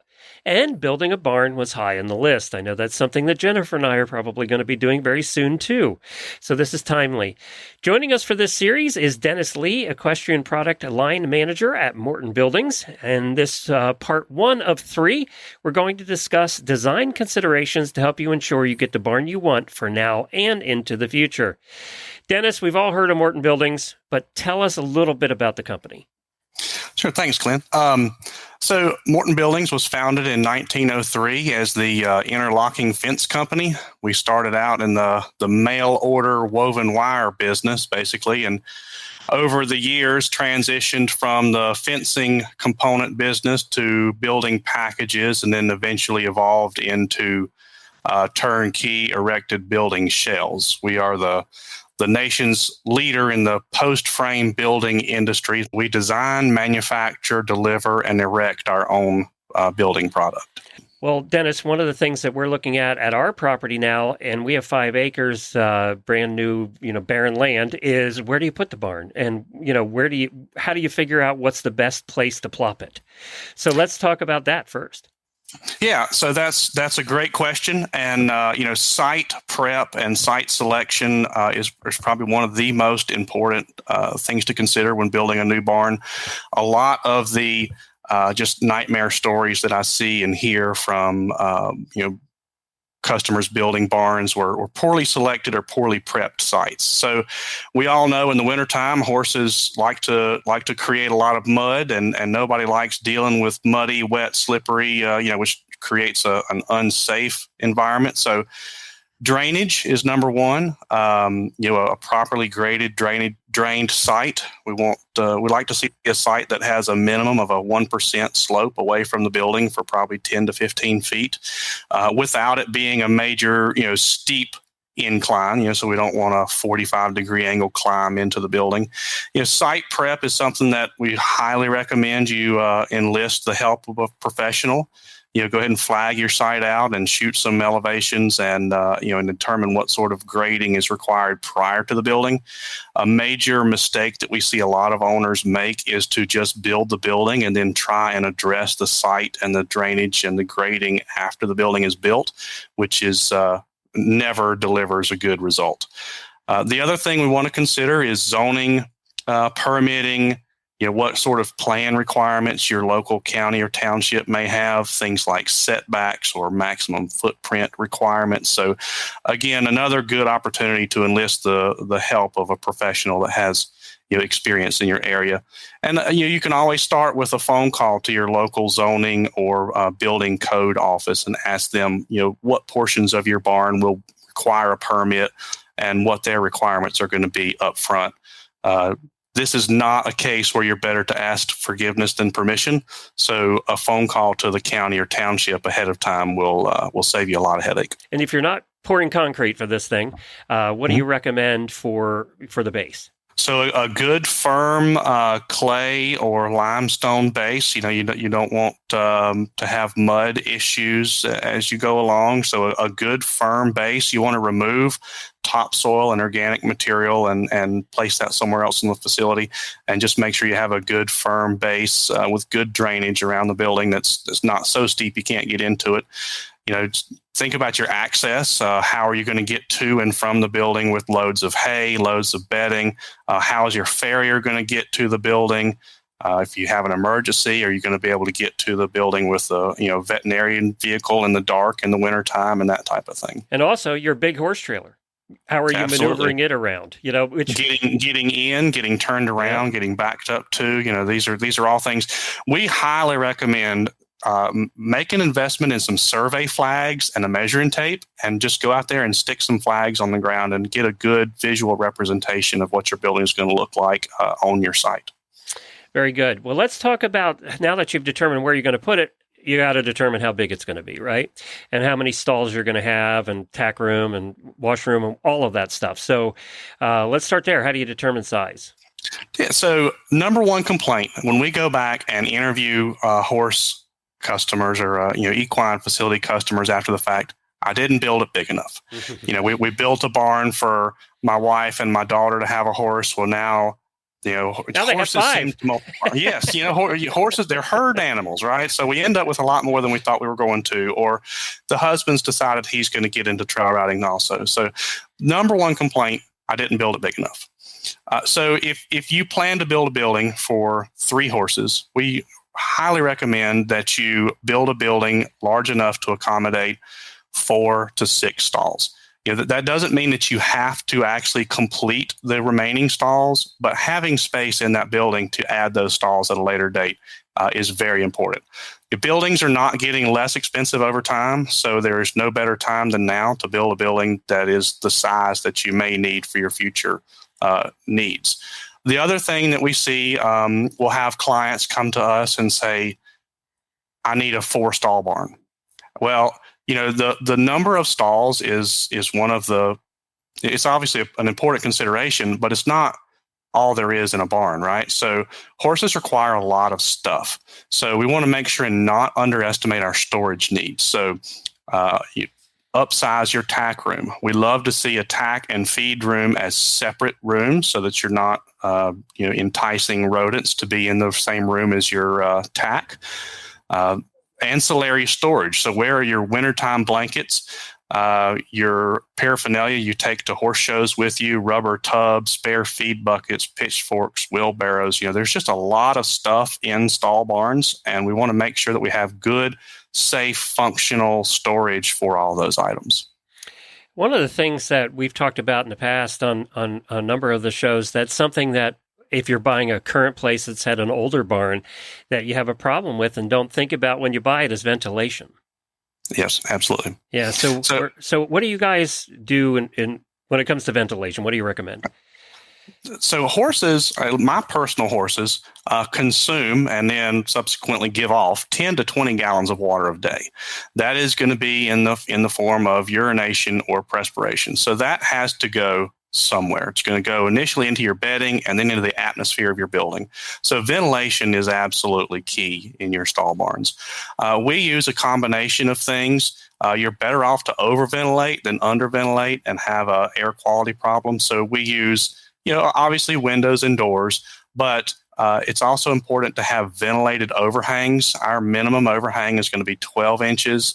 We also offer 2, 3, and 4 foot ventilated overhangs, as well as a combination of ventilated ridge caps and powered cupolas. So a functional cupola with a fan in it. And we will typically put those fans on either a thermostat or a humidistat. So a humidistat being the fan will cut itself on when the humidity in the barn reaches a certain level. So, a part of ventilation goes back to your stalls and the setup of your barn, right? How it's set up and how much access you have to air to the outside, how enclosed the barn is. So that also goes back to stall size, something that we didn't touch upon. Is there a recommended stall size? Do you find people want to make them too small? Is it 10 by 10, 12 by 12, 14 by 14? Yeah, 10 by 10 is the minimum stall size we offer. Honestly, we build a very small amount of 10 by 10 stalls every year. 12 by 12 is going to be our most common size. We'll see people on occasion require a 10 by 10 stall, so they have a mini or they have Arabians or they have a smaller sized horse and they're just trying to save a few dollars by undersizing those stalls. We highly recommend against that for several reasons. For one, it is horse safety. So, a smaller size stall, a horse is much more likely to get cast in, which is a safety issue for the horse and for the handler. The other consideration is resale. So if this building is likely going to outlive most all of us. So these buildings, for the most part, have life beyond the initial owner. What we don't want to see you do is build a stall barn with mini and Arabian sized stalls that then causes you a resale issue, if you're in a quarter horse or a warm blood or a draft type of market down the road. So the other thing to take into consideration and that we're having to look at too is lighting and electrical and utilities in general, water, the whole thing. And I think this is another area that people tend to underestimate. I could be wrong, but you tend to build it and there's never enough light. It just always seems never that enough way. light. Yeah. So I was, in the early years of building our farm, I was guilty of that as well, right? You just want to get the barn built, get the horses in before winter, and you deal with the rest of it later. We went for a year with no lights in our barn, and that was just absolutely miserable. One thing that's different between an equestrian facility and a farm shop or storage building, you're going to be in this stall barn every day. Usually multiple times a day. And in my case, it's going to be before daylight and after dark, especially once the time changes. So lighting is absolutely key. What we love to do in grooming stables and wash stalls is we'll run 2 lights parallel to the horse's body. Your farrier and your veterinarian will love you if there's not huge shadows under the horse. Don't forget exterior lighting. So, of course, we want to have lights in the stalls. We like to have shedding lights for show horses or lights to help sync up brood mares. Again, the lights in the wash and tack stalls for farriers and grooming, but also exterior lights, and not just your decorative gooseneck light over the barn indoor, but some good projection floodlights on the corners. When you have a horse run by the window in the middle of the night and you think somebody's loose in the barnyard, you're really going to appreciate having plenty of light on that barn to help you, help get everything together. Water is another issue. A lot of people use automatic waters now, obviously. We had the last boarding stable we were at, they did something that I've never seen. It was the dumbest thing I've ever seen. They actually had water run to each stall, and you could hand fill they had a little hose basically in each stall, and you could hand fill, but they put the valve on the inside of the stall. Well, what's the first thing my Hackney pony did is turn that water on. So we see a lot of customers that like to try and DIY individual spigots to individial stalls, and they'll run PVC or PEX piping that's exposed to the horses, and there just is no secret code for running water to individual stalls other than a high quality automatic water. We use and recommend Nelson heated automatic waters, or a good old fashioned frost free yard hydrant installed in the barn aisle itself. I cringe every time I see the DIY individual waters run to a stall, because they're either going to freeze and bust and flood a stall, or you're going to have an inquisitive Hackney pony chewing them off the wall and causing problems. That is so true.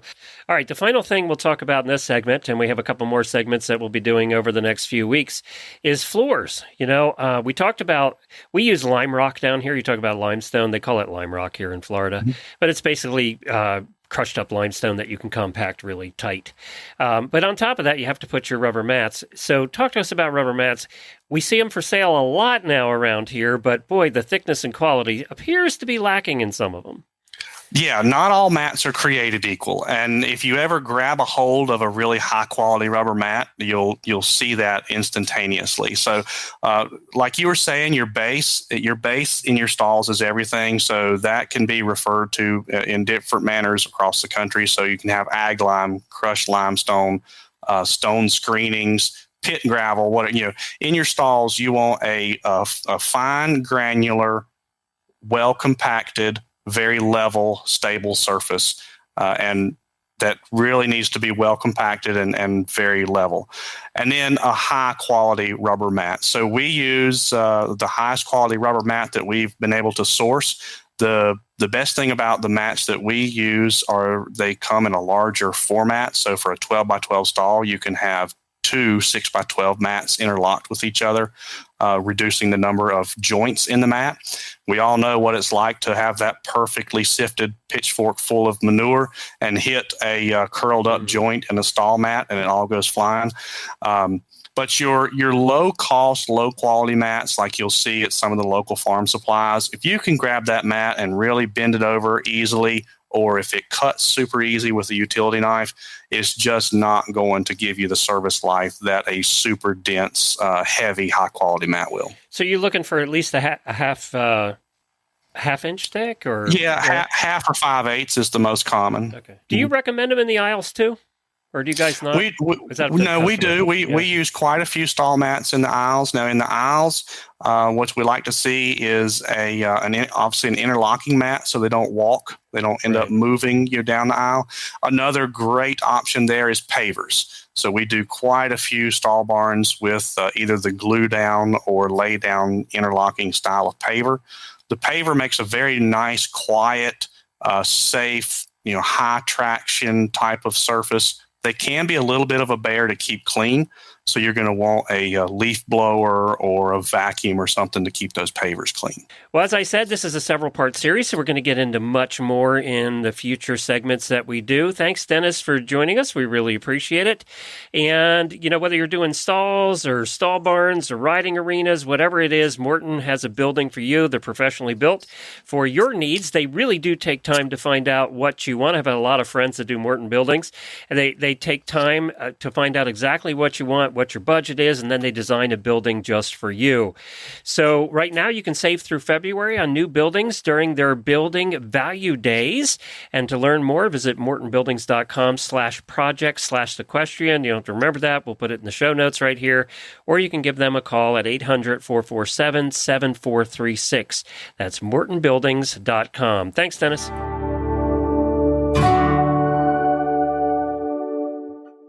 Well, it is that time of the show where we bring back new Vocations to bring us a adoptable horse and a training tip. And today we have Leandra Cooper joining us. Welcome back, Leandra. Well, thank you for having me. And isn't it nice to be here in 2024 with you all?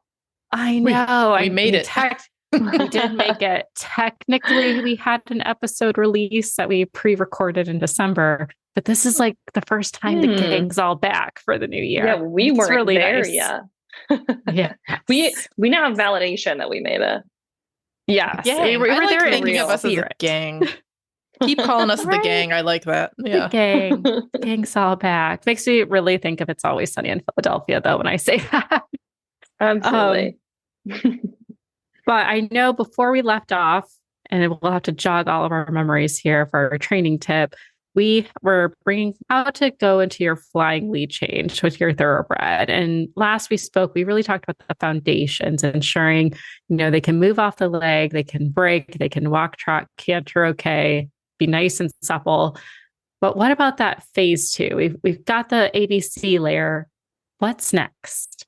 Well, once you have the building blocks or those ABCs that you can start building from, so working on words and then sentences and all those things that build on top of having that foundation, you can work on those smoother transitions and have that understanding and connection and that level of comprehension that happens when they understand the asks. So it's just kind of throwing darts blind. Before you do that, you might get the response you want, but we really, in this ideal scenario, want to make the learning progressive and such that you can minimize the confusion and the miscommunication. So once we have the responsiveness to pressure and being able to do nice transitions and laterals, what we hope for then is that there is the appropriate fitness and muscling to be able to have a canter that isn't rushed, the transitions that aren't rushed, which is going to translate into being able to swap leads that's not just rushed, because horses, especially those coming off the track, have to change leads. They would fatigue otherwise, and they're certainly not breaking to the trot in a race to change their leads. So they know that. They know that at the gallop. They know that at speed. They have to be able to do that. And furthermore, you can see horses change leads in turnout. Like, it's not that they can't do it. It's really just the human component. So what we're doing is we're building that language up.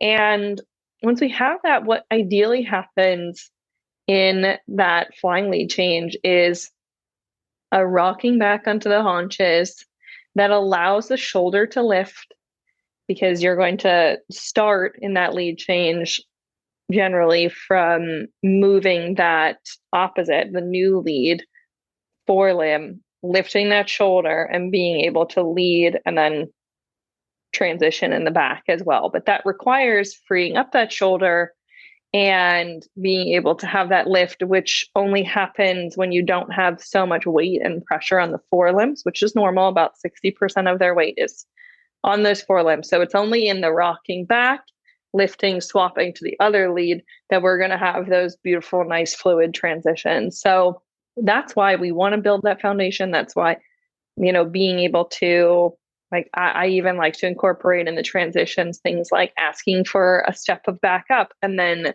thinking about like rocketing into the trot, instead of the like lazy, heavy trot transitions. And then the same thing with like when you stop, back up, ask for the canter transitions. It's that same sort of motion. So again, that's why we go to those foundational pieces, because that's where you're going to be able to perfect the mechanics and then be able to put them together with the cues, which also has to happen with the responsiveness. So in our ideal scenario, we maybe go across the diagonal, or you're in a figure eight and you're able to shift your hips just slightly, just as the tip of your pelvis even, and being able to swing your leg back, ask for that new lead, and there it happens. But to be able to make that really happen, and the practice that builds up to that, we need to be able to do the rock back and the lift of the shoulder. So there are a couple of different things that need to happen. One, you as a rider need to have clear messaging. So hopefully, as you've built up those foundation pieces, you've been able to do that and not just left everything up to your horse. Sometimes there is a tendency to do that, to just critique the horse and them not doing something, but not really looking and saying, hey, am I actually tipping my shoulder? Is my pelvis actually rolled to point almost downward, not literally downward, but it's the way that we shift and use our own weight and our own mechanics that makes things either clear messaging and easier for the horse or vice versa. So one of the things that I will do for even just the young horses, if we're trying to get a video and can't necessarily put the time that goes into the really beautiful canter transitions and doing the flying lead changes, a lot of times you can kind of make that happen in the quick and dirty this was an old trick that one of my mentors, who was like an old school cowboy in California, he would be like, if you point the horse across the ring at the fence and you're cantering, and then you shift your weight right as you're getting towards the fence and change directions, the horse has this option that's basically like you go into the fence or you change your lead, because it's a very quick and rapid weight change. But like, if you think about the mechanics of that, right? What we're doing there is essentially like maintaining a canter towards our solid object, the wall, and then it's a rapid shift to the outside leg. So what have we really done? We've freed up the whole inside leg to be able to change, and then they have to switch to that to rebalance themselves. They couldn't continue on. I mean, some of them find a way to, but like reasonably, most of them will then switch, if you get your timing and everything, because they're changing directions and you're shifting your weight to really just get out of their way and kind of force that mechanics. So if we want to do that at a slower and more graceful scale of things, the mechanics is still the same, but to do it more slowly requires that rocking back in the collection. So one of the things that I like to do, other than just the real foundational pieces, a lot of times that can be the most helpful, like stop, back up, right into the canter, like rock it into an upper speed, whether it's the trot and then work to the canter. But then, introduce ground poles. Make sure that they understand, like going over ground poles, doing it, whether, just trotting over a single one, so that there's an understanding there. But then do a flying change or ask for that change. Well, they already have to lift up that limb. But it is really important. I really like this phrase. It was like, practice doesn't make perfect. Perfect practice makes perfect. You have to really also not just throw them at a ground pole. They need to be able to come to the ground pole and step over it. And then you have the timing element. So there's a lot of human component. And there's a lot more flexibility in building those ground pieces and being able to have those little kinks. But as you start asking for something that is truly a more advanced move, when it is graceful and nice, you need to be able to, ask appropriately, to have the timing right where they can switch their limb as you're asking for it. So feeling that when that's happening, feel the rhythm of your horse, understand when that limb, like you're wanting to go into the right lead. So think about, even as you're still in the left lead, when the right shoulder is hitting the ground, because you have an opportunity before that movement to ask for it where they can reasonably respond. It's about setting them up for success and having them understand what you're asking them for.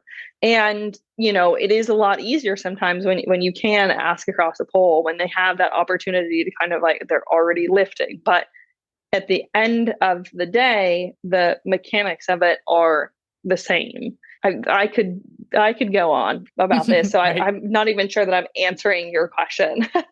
I think we're in a good... I thought we were in a good place for it. Yeah, I think like it's right. Like it's a deceptively simple maneuver in some ways, but it has to be executed just right.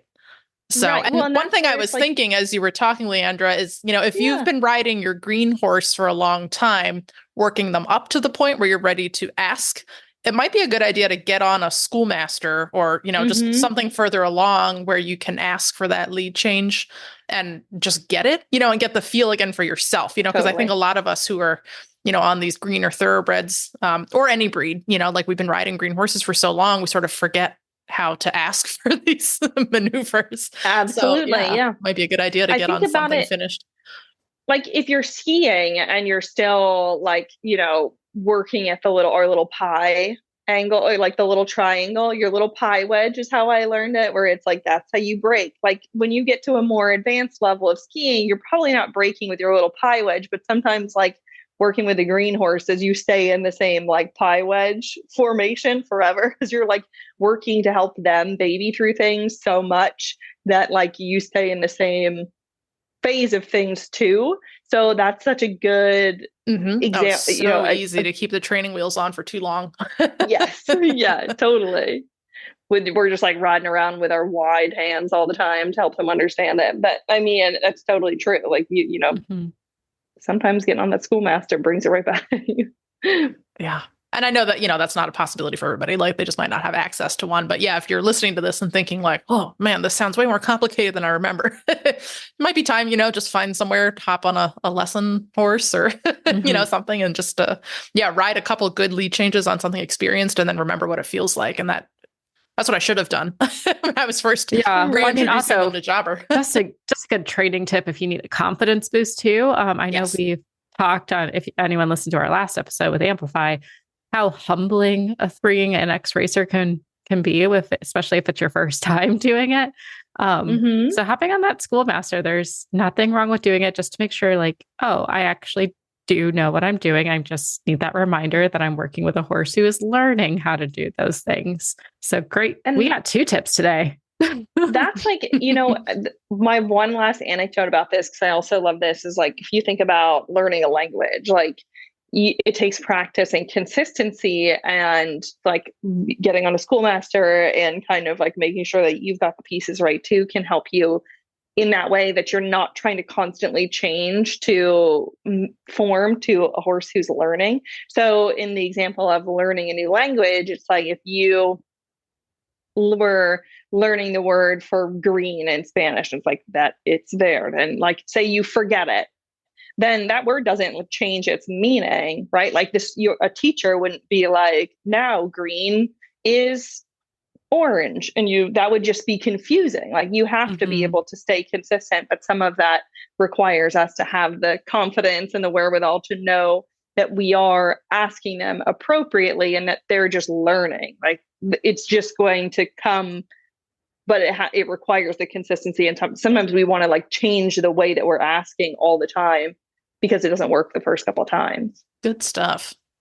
Definitely. Yeah, hopefully that helps, because I know this was sort of a listener question first. So hopefully they've gotten a nice, well-rounded, in-depth response. Mm-hmm. Yeah. Great. All right. Well, let's take a look at our adoptable horse of the week, who is very cute. You always pick us a good one.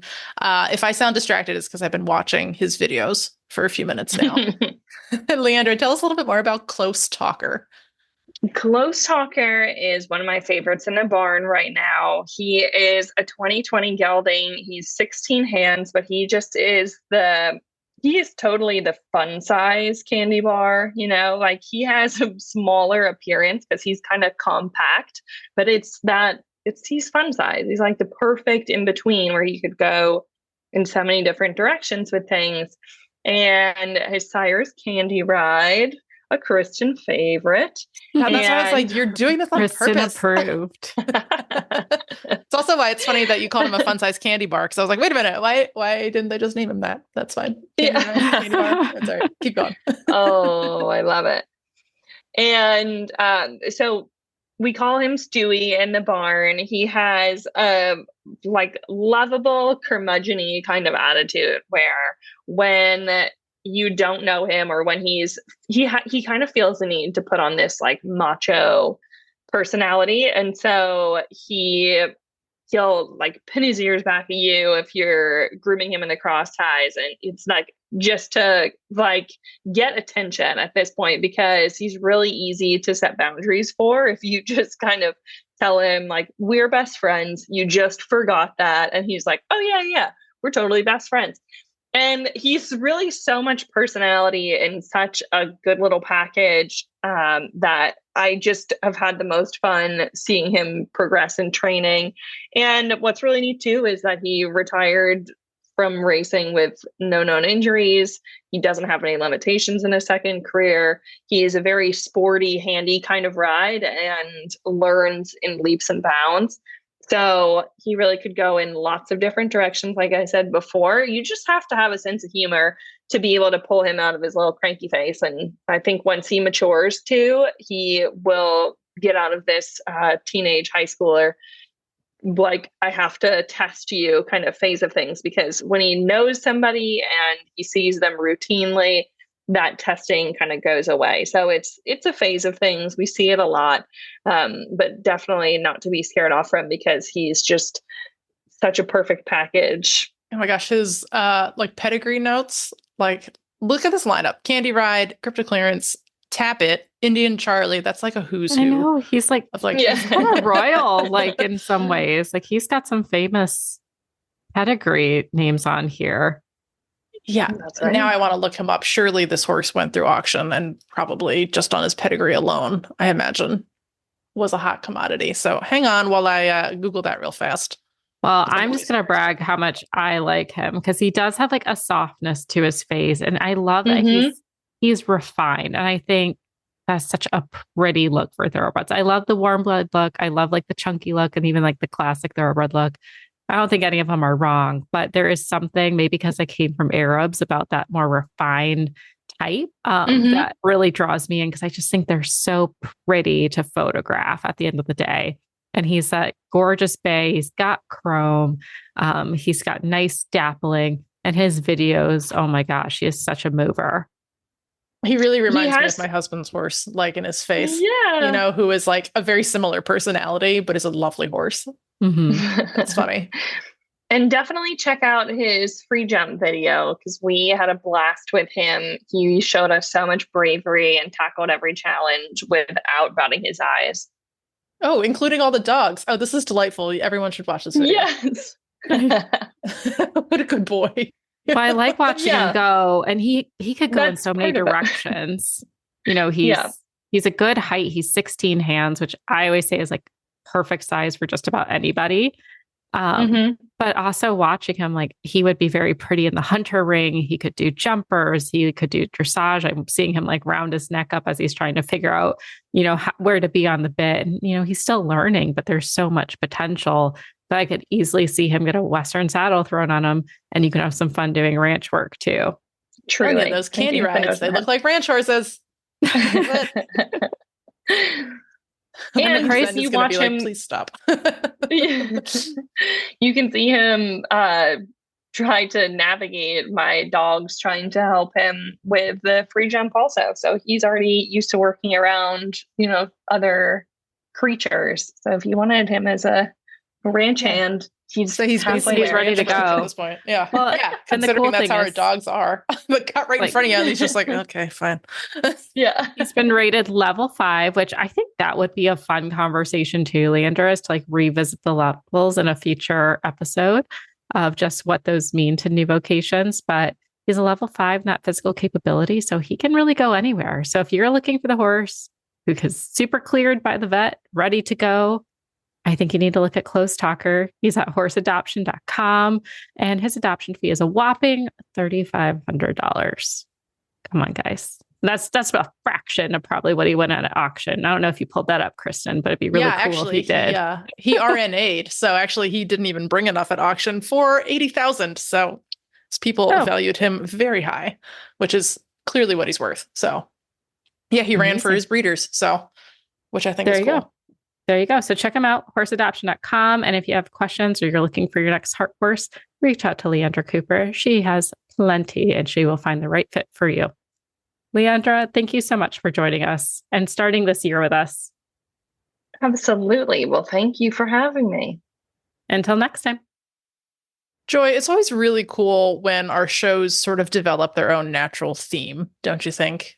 I would love to say that we planned it. But it's just the way it worked out today. So what I really thought was cool was both Raymond and Marte touched on, you know, the sort of door-to-door aspect and working hard aspect of working anywhere in the horse industry, you know, especially the racing industry. But I thought that was a really cool takeaway message. And it was cool because they were talking on such different topics, you know, but still kind of hit on that same theme. So, and if there's anyone who understands hard work, it's all of us horse people. So hopefully you all enjoyed that takeaway as much as we did.